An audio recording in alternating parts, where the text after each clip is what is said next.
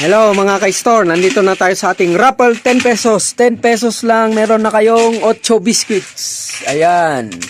Hindi na kayo lugi, may product na kayong biscuit. 1 to 10 slots.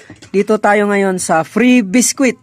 Round 195. Animang bubunutin natin.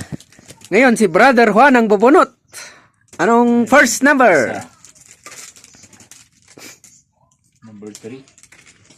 First number 3, si Brother Ray. Hay, nako, si Santa Claus. Okay, next. Next uli.